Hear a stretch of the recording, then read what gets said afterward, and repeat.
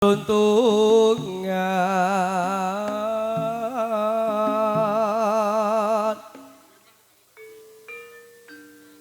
ing sarina lan ngine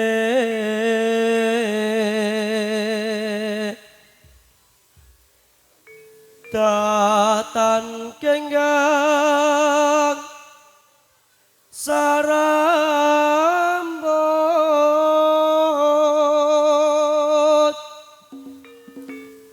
lamun adoh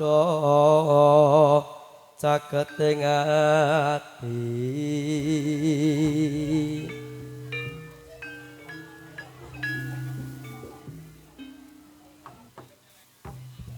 yen cedhak panasa mulat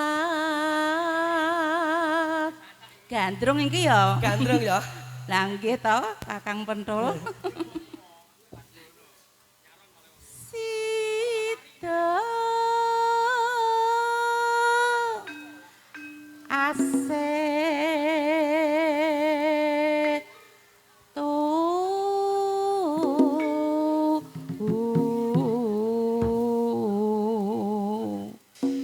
monggo Kakang Mas gentos panjenengan ngoten lho tekan ndi moh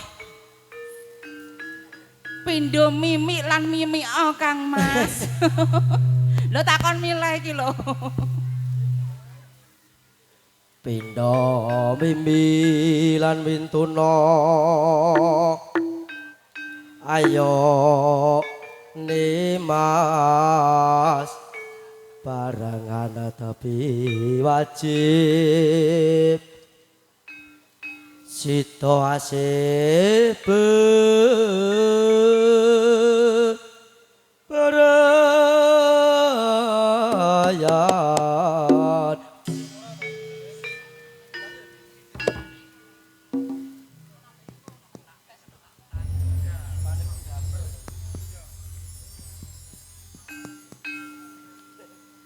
aku kang setya satu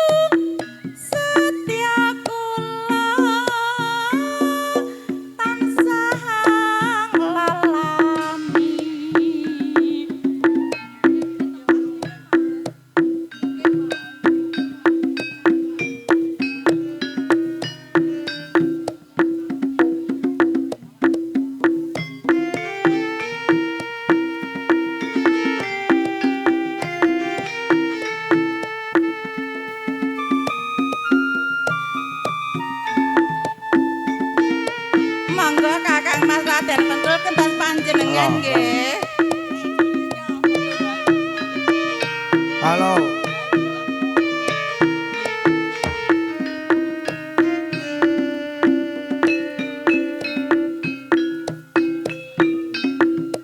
Aku kang satya satuhu wit biyen nganti saiki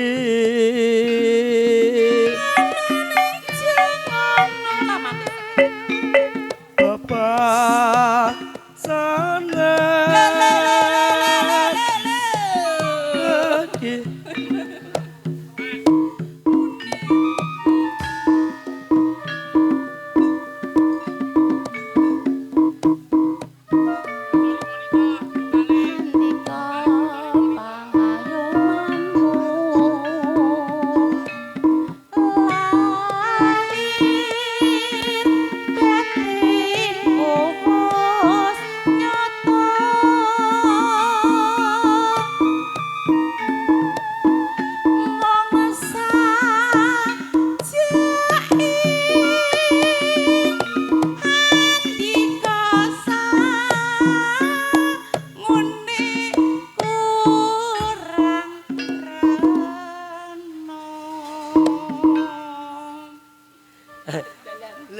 Madhek dalan ya wis ra apa-apa. Heeh, wong Lah nyatane iki ya jane kanan. muni apa ora to?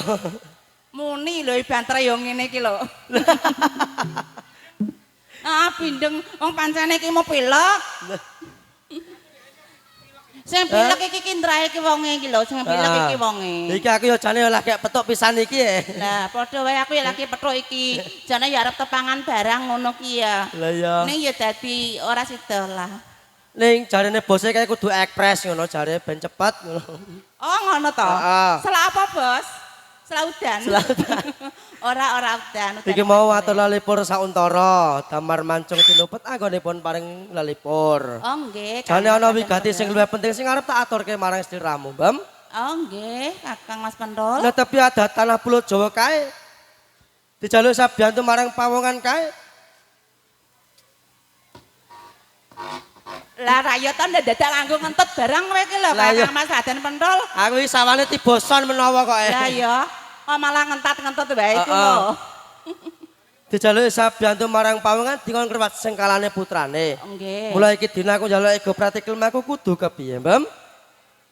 Oh nggih kula mung ndereke panjenengan mawon Kakang Mas Raden Pendol. Lah putrane menika ki dipun wastani napa lho Kakang Mas Raden Pendol? Jare kae diwastani unting-unting. Oh unting-unting. Unting-unting niku sing pripun to kula kiyambak kok dereng mangertosi lho. Duweni putra namung sawiji, ora duwe sanak kadang. Ontang-anting. Nggih nggih nggih. Nanging kandhane Kang Winarsis kae yen to mantep adicara pangruwatan.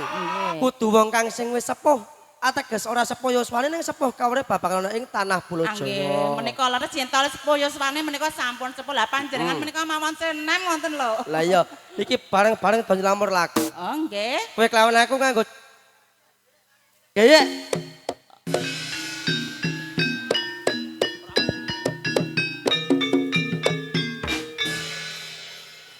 Apa ora mireng kaya manuk prenjak ganter-ganter sak jabane omah. Manuk prenjaket wau biasane ki nek ana tanah Jawa yen ana manuk prenjak ganter-ganter bakal ana tamu.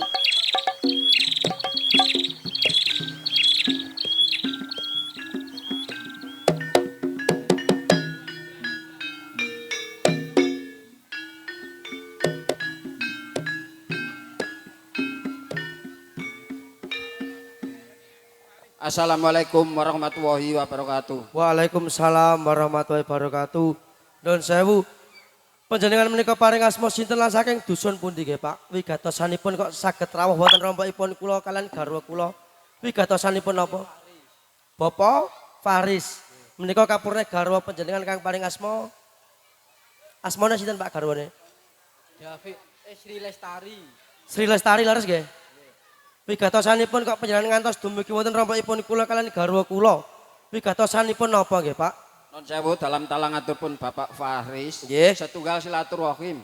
Kaping kalih badhe nitipke utawi maringke putranipun Wonten kaki legeyek lan ini legeyek amargi kagungan sengkala untang-anting pun ruwat kaki legeyek. Kados ngaten silaturahmi panjenengan kula tampi kanthi asta kula kekalih mugia ing sakmangkene dados Pak kok panjenengan ajeng pasrah putra panjenengan sampun ikhlas lahir batos panjenengan Pak. Ibu sampun ikhlas nggih. Ha rene Gus. Mriki ya. Nun sewu. Tasih wonten wigati malih napa sampun karambungan, Pak? Sampun nyurakapi. Mbok menawi sampun nyurakapi mbok ajeng kundur sumangga. Assalamualaikum warahmatullahi wabarakatuh. Waalaikumsalam warahmatullahi Kakatos atos.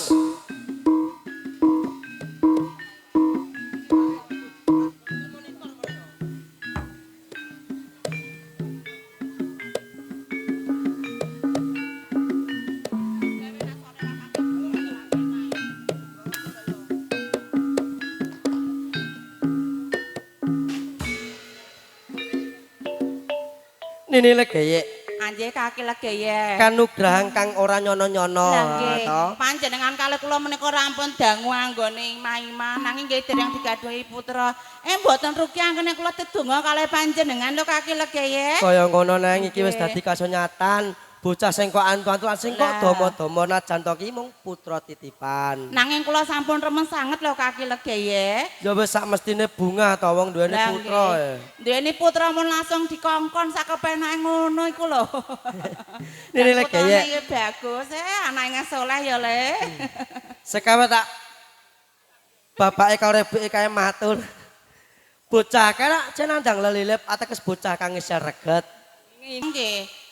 Kudu mangertos iki ambak kudune kepripun Aku to, ya wis Kaki tanggape Legeyek. sasmita kok janjane kok. Lah, Aku nggih. bakal budal ana Kutaraja Anjir. nyambut gawe ya to. Nggih. Kanggo nyukupi kebutuhanmu karo anakmu iki. Nggih. Upama sliramu tak tinggal sakjane rompok dhewe apa ya wani Nini legeyek. Kaki legeyek kula nggih bloko suta mawon kula mboten wantun. Nggih kula nyuwun batir napa mawon ngoten lho. Kaya ngono. Anjir. Yen aturmu njaluk kanca-kanca sejatine anakmu lahir sing ana ing alam donya kaya ora kaejenan.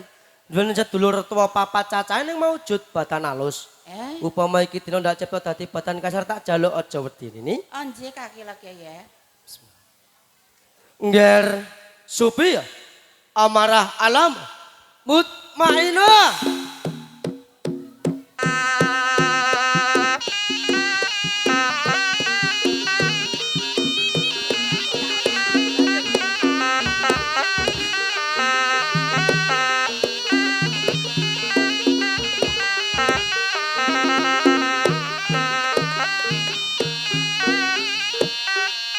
Nini legeyek Anjir kaki legeyek. ya iki wujuding sedulur. Kados mekaten kawujudanipun kok nggih elek-elek nemen to rupane kok kaya mengkono kaki. Ya pancen iki wujude sedulure tuwa anakmu si Joko Jlagur. Coba ndak tangune sauntara Oh Nini. nggih monggo kaki legeyek. Ngger supiah amarah Allah lan mutmainah.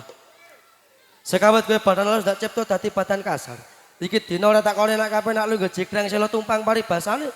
Ning kowe tak kongkon jaga. Bau kiwa tengene kadang manem uga dadi kanca rewane Nini legeyek apa ya sago, Ngger. Nini legeyek.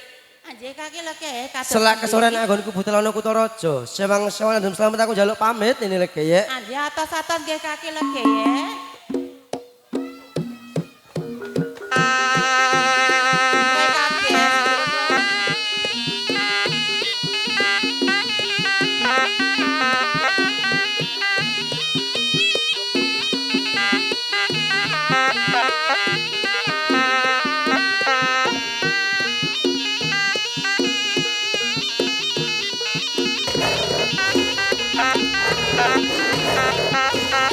Thank you.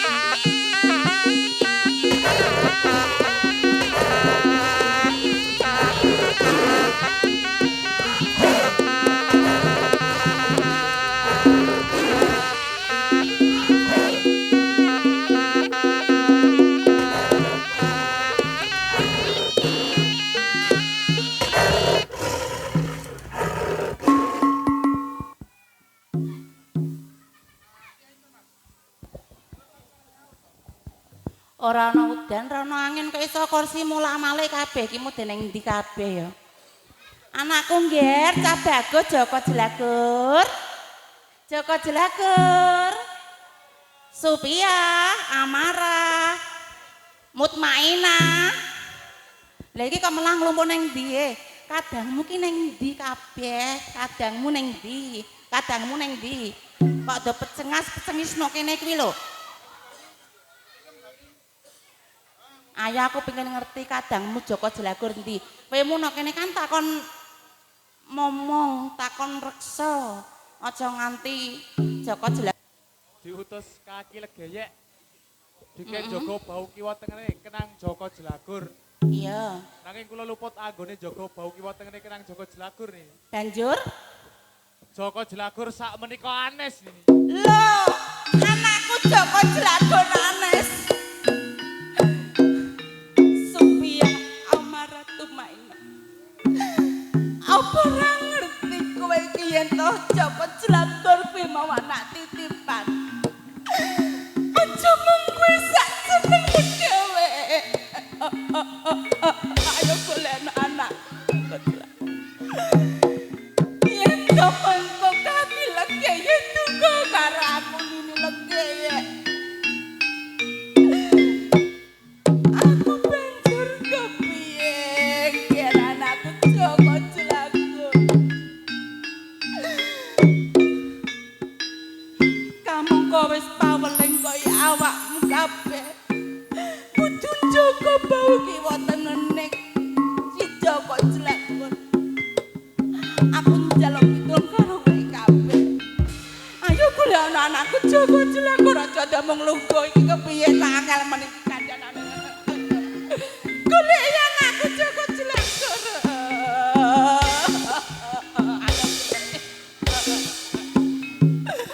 Biar anakku Joko Jelagur.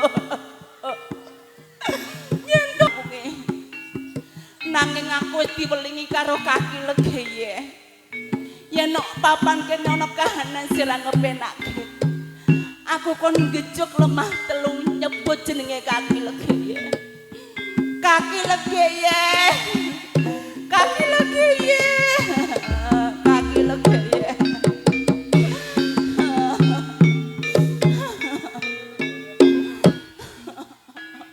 Tak arungokake saka njaba omah pating glembor pating jlerit.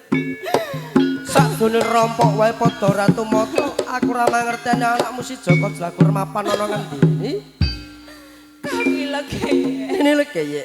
Sadurunge kula menika atur panjenengan kaki legeye kula nyuwun pangapunten ingkang kathah kaki legeye. Nini legeye. Nggih kaki legeye. Kowe iki garwaku, donyaku ya bandaku. Coba matur kanthi gamblang bakal ndak rungokno Nini. Kaki legeye. Joko Jelagur menika murca kaki. Putraku ilang. Nggih kaki legeye. Menika mboten salah kula ki ambak kaki legeye nggih menika. Nini legeye. Nggih kaki. Bocah kae bocah titipan. Mengko yen ana wong tuane loro rawuh banjur isen wirang apa sing tak tampa Nini legeye. Kula mangertosi kaki legeye pangapuntene kula ingkang kathah kaki legeye. Tak jaluk iki dina candhek anggonmu tawang-tawang tangis. Iki dina sliramu munggah ana sanggar pamujan. Maminta marang Gusti Kang Jagat supaya bisa balina lamonane pangkonmu Nini legeye. Kaki legeye kula pamit rumah. Tak jaluk aja kedating donga Nini.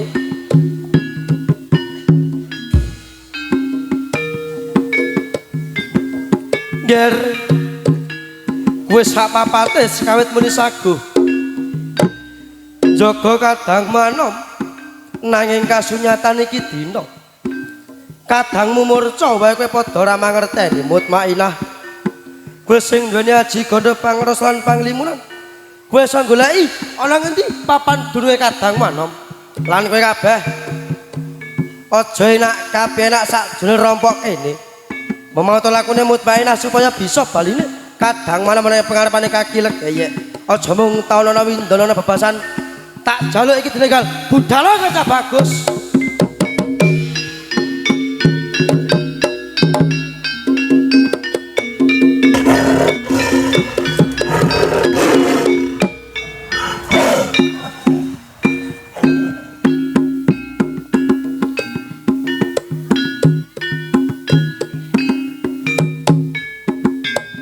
Wila talanggar Sopiah amarah alamalan kemutmainah durung suwe anggonmu tak tundung saka sakjroning omah kene nanging iki dina kowe kabeh wis wani bali ana pengarepane kaki legeyek mutmainah apa wis entuk gawe Gajah Bagus niki ingkang nyidra kadanganem kula dadi kewan kang gegirisi kang nyidra kadanganmu sekawet kowe badan tak cipta dadi badan kasar iki dina bakal ndak cipta dadi badan halus maneh kanggo kekuatane jiwa ragane kadang manom mulai iki dina enggal lebonana Gajah Bagus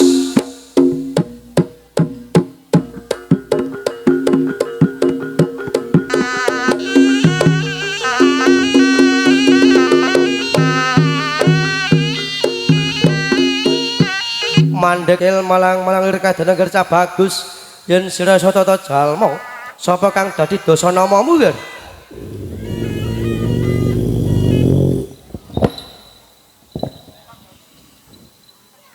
wong gedhe dhuwur ene baran tambuh marang aku iya tanah pulau Jawa iki ora ana loro uga ora ana telu yo mung sawiji aku sing kena diarani Sri Bathara Kala Gelap Sayuta bali saka ndi wong gedhe dhuwur lan saka ndi papan padununganmu dadi sira kangeran Sri Bathara Kala Gelap Sayuta wis jamak lumrahe menungsa urip kon pinakon sak tekeng marga catur ya aku iki kaki legek kang dadi sesingitku Gajah Bagus welah dalah kaki legek neng baran ngira sepantes kebenaran kowe bisa adu arep karo aku yo nek ing papan kene aku kepengin lagi janji marang kowe nalika sejarah ana ing tanah pulau Jawa iya jadang pangane Sri Bathara Kala Gelap Sayuta kaki legek neng baran aneng yo kene iki dina aku wani mlebu ing desa Getas Rabi Kidul kene ana pawongan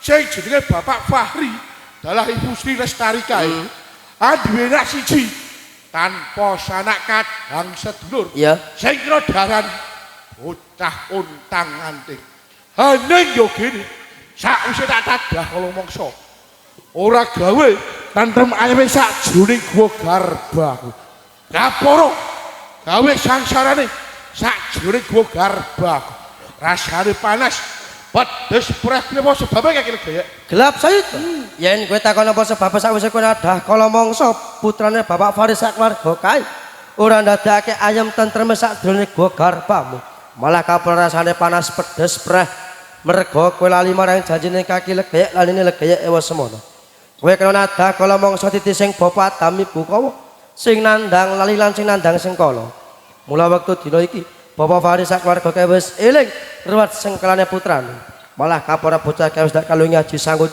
ora tandhakake bocah kae bocah kang wis suci ora duwe getek ciri apa wae mula Gelap Sayuta wektu dina iki putraku entuk yo ndak jaluk ora entuk yo ndak jaluk upama Gelap Sayuta kamu bakal ndak sembadani Gajah Bagus kaki legek neng paran sugih kendel bondoan kowe wani njaluk putramu sakjroning guwa garba apa palitan umpama iki dina Sri Bathara Kala Gelap Sayuta njaluk tetebusan minangka gandine putramu apa kisahku minangkani Gelap Sayuta waton dunyana wujud bakal ndak wujudi apa kang dadi panjalukmu kowe njaluk Mas Pices Raja Prana busana sing kebebar kae waton siji aja mudune lintang kelawan rembulan kae Gajah Bagus kaki legek aku ora njaluk Mas Pices Raja Brana tumurune kelawan lintang rembulan piye ora. Iya. Apa meneh sarwa kang patih gembebyar. Rene putramu Kiraga sing kekanyilan kepanjangan sukma. Minangka ganti raga sing kekanyilan kepanjangan sukma. Sing nganggo sarwa seta kang aran pitik putih sisi cacahe. Wis sing kapisan. Sak banjure. Sing kaloro rasa fitrah bumbu pawon catu kubeh. Iya. Sing angka telu Mempen semedi maminta marang Gusti kang gelar jagat Nini Legeye. Saiki putramu wis bali ana ing pengarepanmu Nini Legeye. Anji kaki legeye. Sawangen kae putramu wis bali ana ing pangkonmu Nini. Niki putrane kula Joko Jlagur sameneika alah to lele. Nini legeye le goleki sampean mumet sirahe iki lho le. Sirahe kene lho. Lah sirah kok kene to. Sampai ngeluh le, nduk nangis awakmu goleki ra ketemu-temu saiki awakmu wis teko le jan bagus tenan. Sayang buke piye? Sayang buke. le. Iki yo entuk vitamin lah kowe lah. Wong kepetuan anak lanang ki yo disayang. Lah iya. Kaya jajek kaya dhisik. Ning iki aja mbok tekem bae yo. Ora mabur ora kok. Ora apa-apa. Wong karo kaki Nini Legeye ku Lah aja iya. isih. Lah karo mboke dhewe kok. Wong lagi anturan sejelo mbek aku lho ya tak pentili kok malah ilang. Lho lak kowe lho mie enak-enak kok ya ilang barang iki lho. Lah mbok kuwi tak tinggal turu kono ning glidhes metu. Alah ya wis. Nek ngene ya Nini Legeye damar manca tinupet lelakon iki. Cukup aku kelawan kowe wadi iki sing mangerteni aja nganti wong tuane loro kae mangerteni Nini Legeye. Nang sabubare anakmu bali ning panggonmu. Apa kae ra mireng manuk prenjak ganter-ganter sanjabane? Prenjake wingi kok mboten. Mbok menawa ana tamu agung sing arep rawuh awake dhewe ya Nini Legeye. Nggih ditenggo sawetawis nggih kaki Legeye. Iya Nini.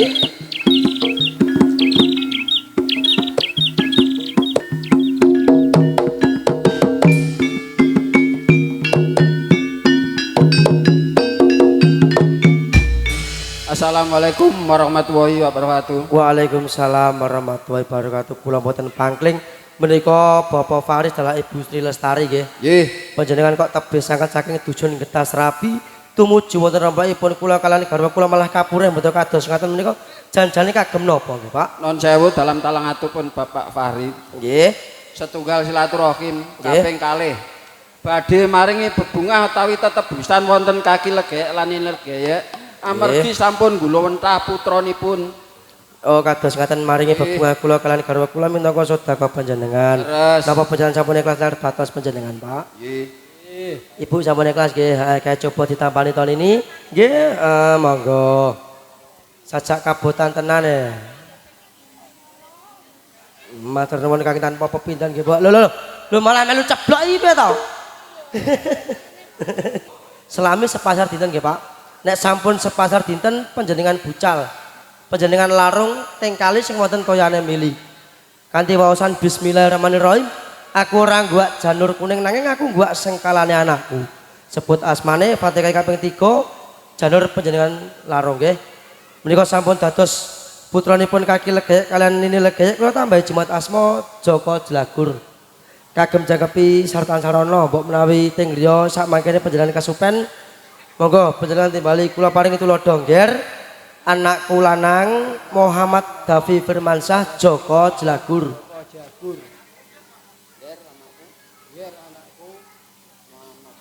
Muhammad Davi Firmansyah Joko Jlagur. Dalem Pak. Gantosan ibu sami kados bapak. Anakku lana Joko Jlagur Davi Firmansyah. Joko Jlagur. Dalem Bu. Alhamdulillah menika sampun jangkepi sartan sarana kula mboten saged menggak ateges menika asli putra panjenengan nggih. Monggo salimkan Bapak Ibu. Salim Bapak Ibu. Nggih. Nuwun sewu. Tasih wonten wigati kang dereng kawedar napa sampun nyurakapi, Pak? Sampun nyurakapi. Mbok menawi sampun nyurakapi mboten ateges kula nundung bajeng mangsul sumangga. Assalamualaikum warahmatullahi wabarakatuh. Waalaikumsalam warahmatullahi Kang atos-atos. wabarakatuh.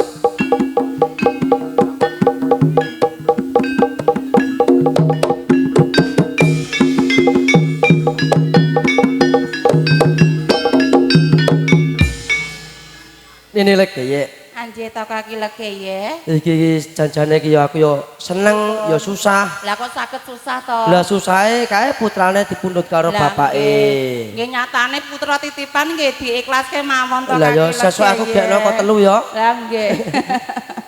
Nanging Iki kok ninggali kaya ngene ana tembor, ana beras kuning, ana wajib, ana kupat luar, kluweh.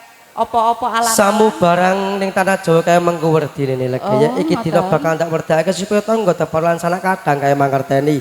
Timbor. Ateges Bapak Farid adalah Ibu Sri Lestari wis gebor-geborake kajate anggonipun ngitano putrane. Oh nggih. Ana beras kuning. Beras kuning. Bapak Faris sak keluarga kae wis ngeneng-enengake. Sok kapan aku iso ngruwat sengkala anakku, iso nyunatno anakku, alhamdulillah kasunyatan iki dina wis kasembatan. Kembang setaman. Kembang setaman. Mugi pinayungan iman rezeki ingkang kathah halal dalah barokah. Amin. Lan ana Godhong kluweh. godhong kluweh Apa-apa alang-alang. apa-apa lan alang-alang wajib. Wajib kae wis dadi kewajibane wong tuwa loro ana tetembungan anak polah bapa keprada. Oh. Godhong alang-alang godhong apa-apa mugi kajatipun Bapak Faris sak keluarga boten alangan setunggal rubeta punapa-punapa lan godhong kluweh kaluwihaken kajembaraken rezekinipun Bapak Faris sak keluarga dene banyu kang milih kae. Kang